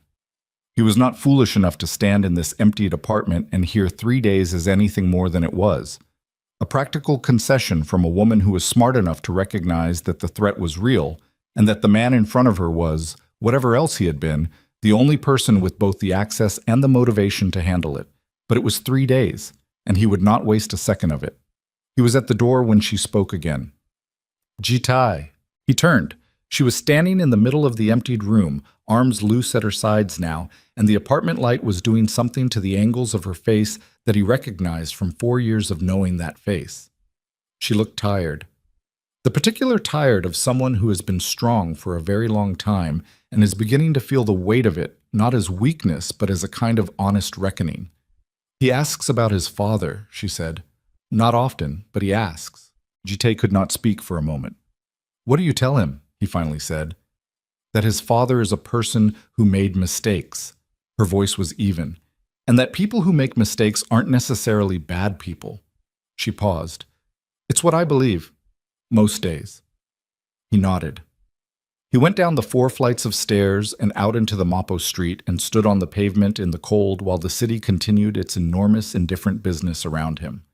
His phone lit up. His security chief. Oh Sung-min is moving. Left Apgujeong 20 minutes ago. Car heading toward Mapo. Jitai. He's coming to her building. Jitai looked up at the 4th floor window. The light was still on. He turned from the building entrance and walked 20 meters up the street to where his car was parked. He opened the back door and reached under the seat and removed the secondary phone he kept there, untraceable, unconnected to any corporate identity, and made a call to a number that was not in any directory. I need a conversation facilitated, he said when the line picked up. With Oh Sung-min, tonight. Non-negotiable attendance on his part. He looked back at the building, at the 4th floor window. And I need it done before he gets to Mapo. He hung up. He put the secondary phone away and stood beside the car and watched the street and waited, with the patience of a man who has spent 20 years understanding that the most important moments never arrive according to plan. They arrive in the gaps between plans. In the cold outside buildings you should have been standing outside years ago. In the 30 seconds between one decision, the call Jite made from the secondary phone took 4 minutes to arrange and 20 minutes to execute. Oh Sung-min's car never reached Mapo. It was redirected, not with force, not with the kind of visible pressure that left marks or witnesses, but with the particular quiet efficiency of a man who had spent 20 years building a network for exactly this kind of moment. 2 calls, 3 intermediaries, a message delivered to O's driver at a red light in Mapo-gu that was specific enough in its content to communicate, without any theatrical flourish, that the evening's destination had changed. The new destination was a parking structure in Yeongdeung-po. Jite was there when Oh Sung-min's car arrived. He was standing beside his own vehicle in the concrete dark of the 2nd level, alone. No security, no lawyers, no performance of authority. He had left all of that upstairs in the boardroom. What he had brought instead was the envelope and the flash drive and 51 hours of accumulated understanding about the shape of what had been done to him. Oh Sung-min got out of the car slowly. He was 53, heavyset, with the look of a man who had spent years cultivating an air of harmless competence. He had worked for the Kong Group for 11 years before departing to his consultancy in Busan. Jite had given him a generous severance and a letter of recommendation and had thought, at the time, that the departure was mutual and clean. He understood now that O's departure had been a strategic withdrawal to a safer operational distance. O looked at Jite across the concrete. He did not run. He did not perform surprise. He had the look of a man who had known this conversation was coming for some time and had spent that time deciding how to have it. You're going to tell me I have no options, O said. You have one, Jite said. You give me everything, every communication with Park, every instruction from Hyun-soo, every step of what was constructed 3 years ago and what's been running since. Full documentation, signed statement, and you call off whatever you were going to do tonight in Mapo. And in exchange, I don't destroy you. Jite's voice was flat and even. Not your consultancy, not your reputation, not the things you've built since you left. He paused. I'm not interested in making an example. I'm interested in closing this. O looked at the concrete floor. His hands were at his sides, loose and slightly open. The posture of a man who has already made his decision and is just finishing the formality of appearing to consider it. Hyunsu isn't going to stop, O said. Even if I give you what you're asking, he has other people. Hyunsu is going to be managed, Jitai said. That's separate from this conversation. He'll say I fabricated everything, that I acted alone. He can say that. Jitai tilted his head slightly. The holding company documentation disagrees with him. So does Park, once his lawyers understand the comparative exposure. He looked at O directly. You were the technician. Hyunsu was the architect. I know which of those carries more criminal weight, and so do you. O was quiet for a long moment. The parking structure creaked around them. The specific cold concrete sound of a building settling into the night. Somewhere below, a car moved through the entrance level, headlights sweeping the pillars. The woman, O said. His voice had gone somewhere quieter. What happens to her? Jitai looked at him. She and my son are no longer part of any calculation, he said. That's the point. O reached into his coat. He removed a phone. He pressed it into Jitai's hand without ceremony. An older device, a secondary unit, the kind of phone that held conversations you didn't want connected to your name. Everything from the last 3 years is on there. O said, communications, wire instructions. Hyunsu's directives in writing, which he was stupid enough to send in text rather than voice. A pause. I kept it because I am not an idiot, and I understood from the beginning that I was the most expendable person in the arrangement. Jitai held the phone. The Mapo visit, he said, was to confirm her schedule for Hyunsu. O's jaw moved. He wanted to know the exact departure window. I don't know what he was planning to do with it. I chose not to know. Go home, Jitai said. Don't contact Hyunsu. Don't contact Park. My lawyers will reach you tomorrow for the signed statement. O walked back to his car. Jitai stood in the parking structure for a moment after the car's taillights disappeared down the ramp. He looked at the phone in his hand. He thought about 11 years, about a letter of recommendation and a generous severance package and the specific vanity of believing that the decisions you made with clean hands were ever truly clean. He drove to his office. He spent 3 hours with the phone's contents, his own secure system, and a level of focused documentation work that bypassed every emotional register and operated entirely in the cold, functional layer of his mind that had kept him operational through 20 years of decisions with consequences. He built the file the way he built everything that mattered, completely, precisely, without gaps. By 2 in the morning, it was done. He sent it to his lawyers with a single line of instruction. Hyunsu Kang, full scope. Begin tomorrow. Then he sat in his office and did not move for a while.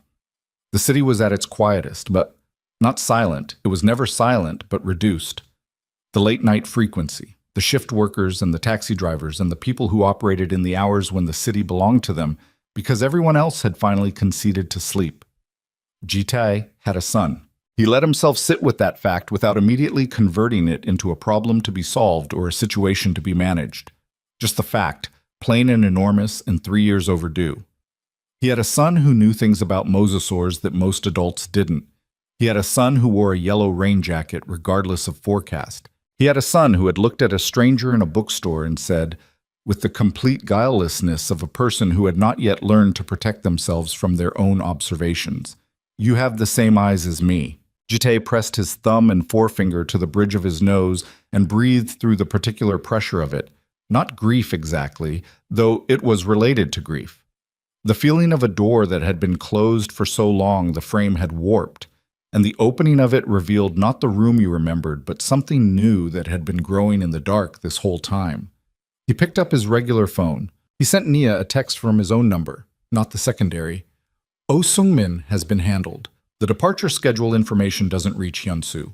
You and Micah are not in the picture for anything that happens next. I wanted you to know tonight. He did not expect a response at 2 in the morning. The response came at 2:17, a single line. Thank you. He looked at it for a long time. Then he went home and, for the first time in 4 days, slept. The next morning, Jitai went to the apartment in Mapo and knocked on the door. Nia answered it with Micah on her hip. The boy was eating something, a piece of toast, gripped in his fist with the serious intention of someone managing multiple tasks simultaneously. He looked at Jitai the way he always looked at him. The direct, slightly suspicious assessment of a child who recognized something he didn't have a category for yet. He insisted on coming to the door, Nia said.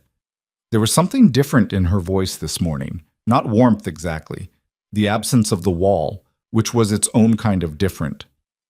That's okay, Jite said. Micah looked at him for a moment, then he held out the toast. Jite looked at the offered toast, at the small hand holding it, at the 3-year-old face watching him with those particular dark eyes that were an accident of biology and an act of the universe that Jite had no adequate language for. I already ate, he said. But thank you. Micah retracted the toast and bit it thoughtfully. You look tired, he said. Micah, Nia said. He does, Micah said, unapologetically factual. He's right, Jite said. Nia looked at him over Micah's head. Something moved through her expression, not the controlled door of the last week, not the wall or the management of it, but something underneath that she hadn't fully decided to show yet and hadn't quite managed to hide either. Come in, she said.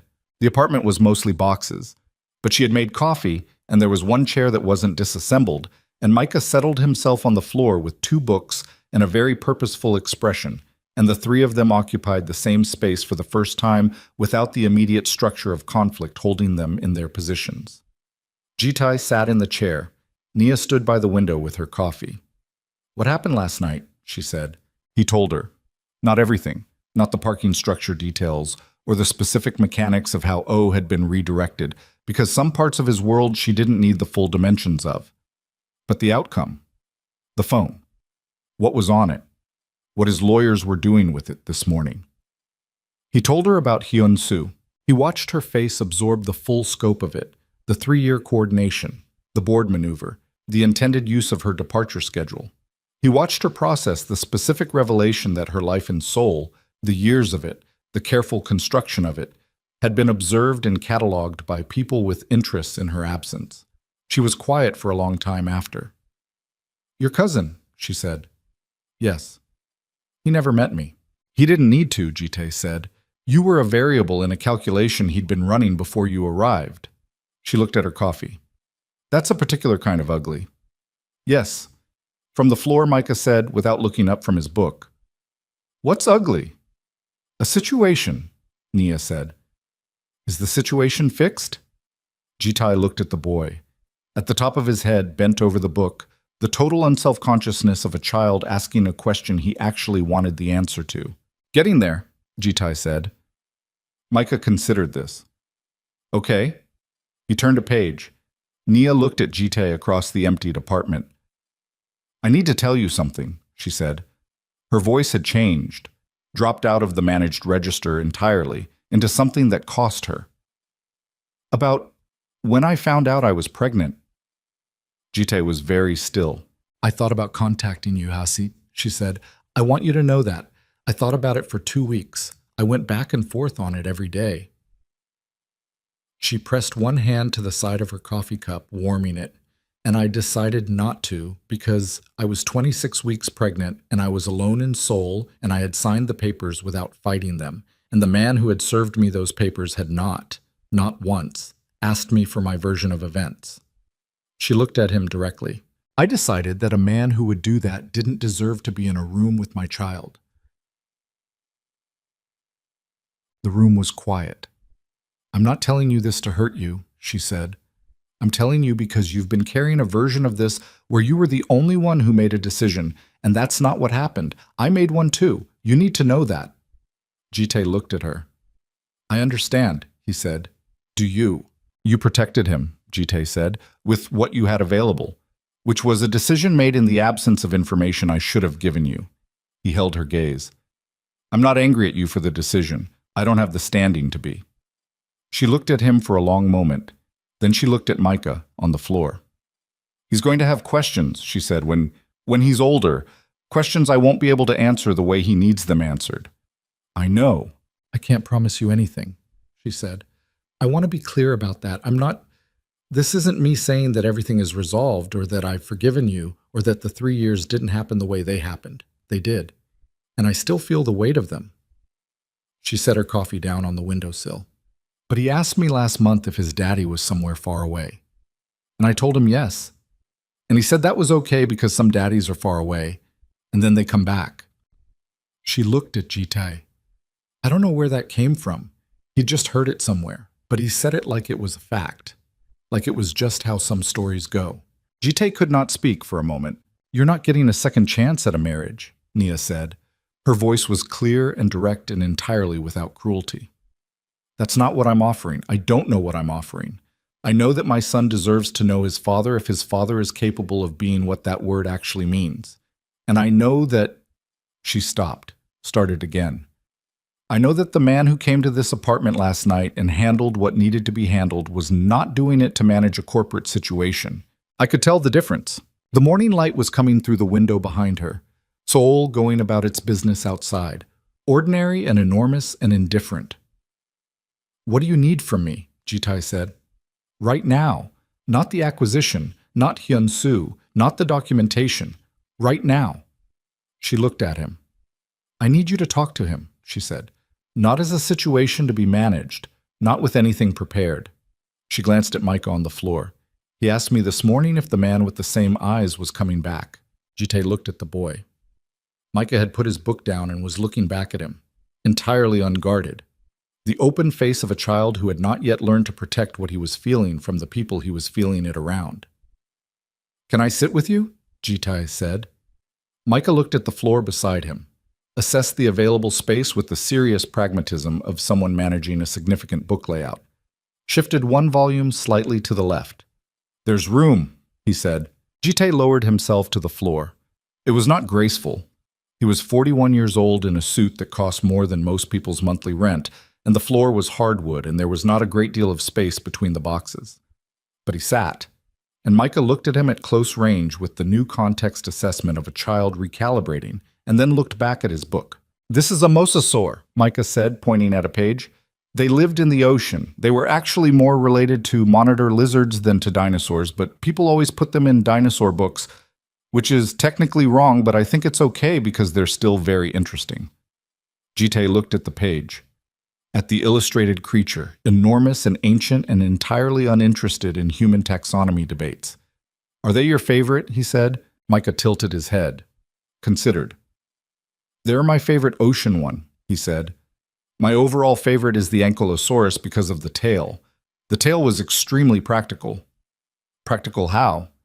For hitting things, Micah said, with the tone of someone explaining something self-evident. If something was trying to eat you, you could hit it with your tail. That's very useful. That's a reasonable survival strategy, Jitai said. Micah looked at him sideways. You know about survival strategies? Jitai thought about parking structures in Yeongdeungpo and boardrooms, and 3 years of moving through a life that had a shape-sized hole in it he hadn't known how to name. A little, he said. Micah nodded, apparently satisfied. They sat on the floor together for a while. Micah explained 3 additional prehistoric creatures with the thoroughness of a small academic who had strong feelings about public understanding of paleontology. Jitai listened with the full weight of his attention, the way he'd watched Nia listen to this same child in a park 3 weeks ago and felt something in his chest. Do something he didn't have a word for. He understood now that the thing his chest had been doing was recognizing something it had been missing for 3 years. Nia stood at the window and watched them and did not say anything.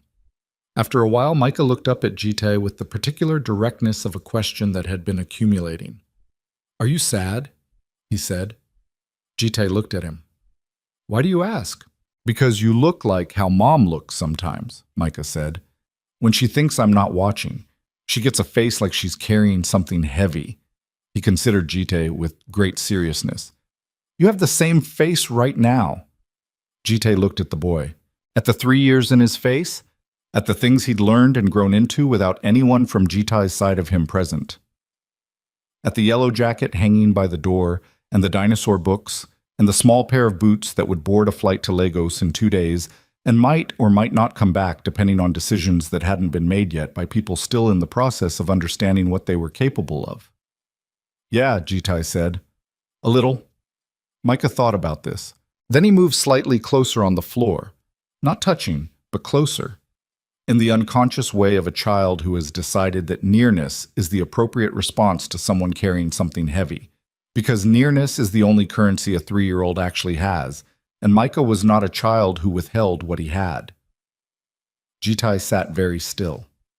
He did not trust himself to speak.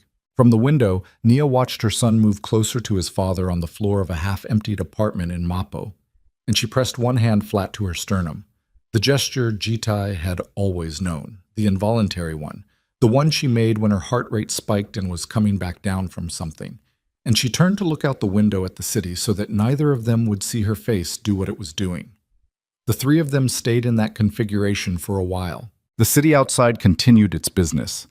Morning becoming mid-morning, boxes stacked against walls, 2 tickets to Lagos sitting in an inbox somewhere, a shareholder meeting being dismantled by lawyers across the city, a phone in Jitai's pocket with enough on it to end his cousin's position in the family company and occupy a courtroom for a year. All of it waiting, none of it requiring anything in the next 10 minutes. In the next 10 minutes, there was only a boy explaining why the ankylosaurus tail was a superior defense mechanism, and a man listening with everything he had, and a woman at the window letting herself feel, for the first time in 3 years, the tentative and terrifying sensation of something she hadn't allowed herself, the possibility of a future with a different shape than the one she'd been building toward.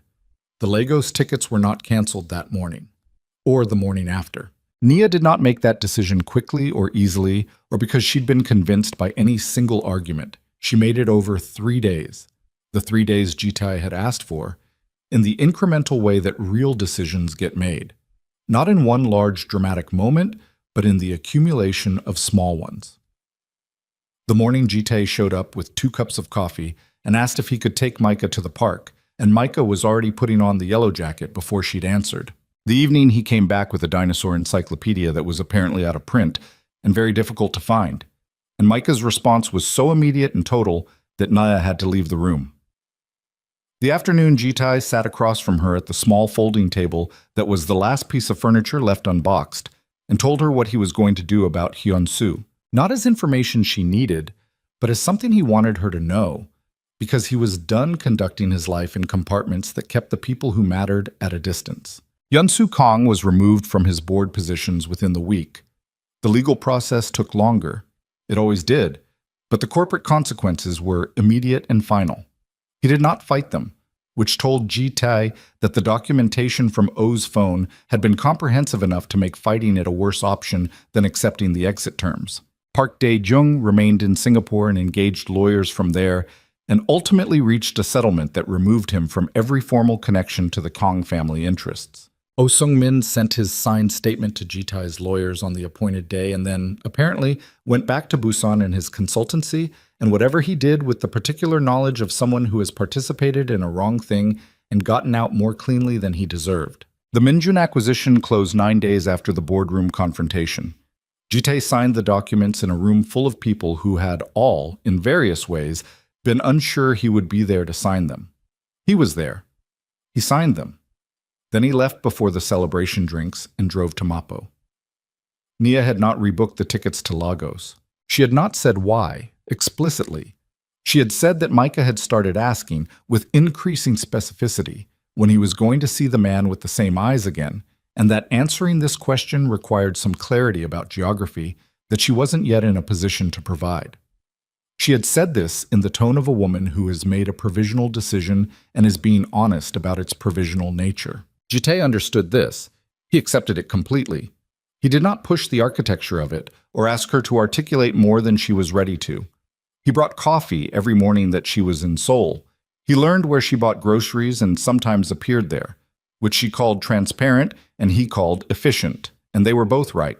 He learned that Micah ate toast with the crust removed, not because he didn't like crust, but because he preferred to save it for last, which was a very particular organizational philosophy that Jitai found, for reasons he couldn't fully explain, profoundly moving. He learned that Nia read at night after Micah was asleep.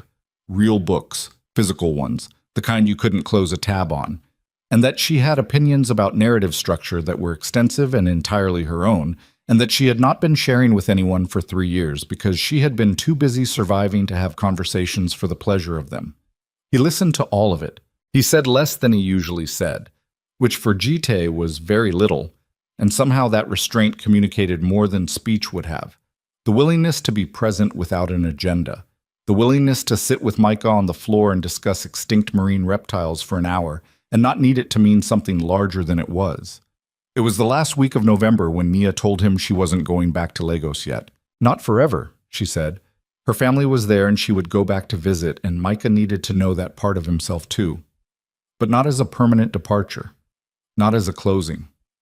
She said it at the kitchen table of a new apartment, smaller than the penthouse, larger than Mapo, in a building in Yongsan that was close to Micah's new daycare and had a park 2 blocks away with good swings. Jitai had not suggested the apartment, or paid for it, or arranged it. He had simply noted one morning that Mapo was far from the park Micah liked, and Nia had looked at him with the expression of a woman who understood exactly what was not being said and had decided to take the practical implication of it seriously. She had found the Yongsan apartment herself. He had helped her carry boxes, which was the most useful thing he'd done in 3 years, and he knew it. The day they moved Micah's things into the new room, the boy stood in the center of it and turned a full circle with his arms out and announced that it was a good room and that he intended to put his dinosaur books on the shelf in taxonomic order. "What does taxonomic mean?" Jitai said. Micah looked at him with magnificent patience. "It means by category," he said. "Like, not just by size, by actual family groupings." "That's very organized." "Organization is important," Micah said. He looked at Jitai. "Do you want to help?" Jitai looked at the shelf, at the stack of books waiting to be arranged into a system that a 3-year-old had already fully designed in his head. "Yeah," he said. "Tell me how." Micah told him. Jitai followed instructions. It took 40 minutes, and there was significant debate over the pterosaurs, who were technically not dinosaurs, but whom Micah felt warranted inclusion anyway, on the grounds that they were from the same era, and excluding them felt unfair. Jitai agreed that this was reasonable. Nia stood in the doorway and watched them organize the shelf and said nothing, and the expression on her face was the one she wore when she was feeling something she hadn't made a decision about yet. Not hidden, not managed, just present and unresolved and quietly enormous. Later, after Micah was asleep, Nia and Jitai sat in the kitchen of the new apartment with the remains of a dinner Jitai had ordered because neither of them had cooked and neither had suggested it, but both were hungry in the way of people who had spent a day doing something unexpectedly large, disguised as something small. "He told his daycare teacher about you," Nia said. Jitai looked up. "He said—" She pressed her lips together for a moment. "He said his dad was coming to help organize his room. That his dad knew about dinosaurs." She looked at her tea. "He used the word dad." Jitai put his chopsticks down. The kitchen was quiet. Outside the window, Yongsan moved through its evening. The park 2 blocks away was dark now, the swings empty. "How did you feel about that?" Jitai said. Nia looked at him, directly, with the particular quality of looking she'd always had, the kind that didn't let you not be seen. "Terrified," she said, and like maybe it was the rightest thing he'd said in 3 years. She held her tea with both hands. "I'm still angry at you." "I know. Not as much as I was." "I know that too." "The anger isn't going to disappear on a schedule," she said. "It's going to come back at inconvenient times, and I'm going to need you to not make it worse when it does." "Okay? And I need you to be consistent," she said. "Not with me. With him. If you're going to be in his life, you have to be in it for real, which means when the acquisition is difficult, and when the board is difficult, and when whatever next thing comes after this is difficult, you still show up on Saturday morning." "I will," Jitai said. She looked at him for a long moment. "I believe you," she said. "That's the part that still surprises me." Jitai said nothing. He sat with it, the weight of being believed by someone who had earned the right to not believe him, the particular responsibility of it. He sat with it, and he did not diminish it by turning it into a speech or a gesture. He just stayed. A year moved through the seasons the way years do. Not in the sweeping cinematic scroll of a story's summary, but in the accumulated ordinary detail of days. Saturday mornings in the park with Micah, who had expanded his expertise to include Jurassic period fauna and had strong opinions about the underrepresentation of herbivores in popular media. Dinners that became more frequent, and then gradually not something that required scheduling. The morning Nia laughed at something Jite said. Not politely, not carefully, but the involuntary kind that she tried to stop and couldn't, and neither of them mentioned it, but both understood that something had moved. Jite distanced himself from the figures in his world who had helped make him the man capable of the mistake he'd made. Not all at once. Change in a man doesn't happen in declarations, but in the small daily decisions to do the thing that's harder and more honest, rather than the thing that's easier and costs nothing. He made those decisions more than he didn't. He got them wrong sometimes. He corrected course. He showed up on Saturday morning. There was a day in October, 1 year after the charity gala in the Grand Seohan Hotel, when Jitai found himself standing in a park in Yongsan in the amber afternoon light, watching Micah run across the grass with a kite. A red kite that had taken 25 minutes to get airborne and was now catching the October wind with a determination that Micah greeted with a shriek of absolute joy. Nia was beside Jitai, not quite touching, with her shoulder at the angle it went when she was comfortable. When the particular wariness that had lived in her posture for the first months of this had finally spent itself, and what was left was just a person standing in a park next to someone she had, in her own time and on her own terms, decided to trust again. She wasn't touching him, but she was close enough that he could feel the warmth of her through his jacket.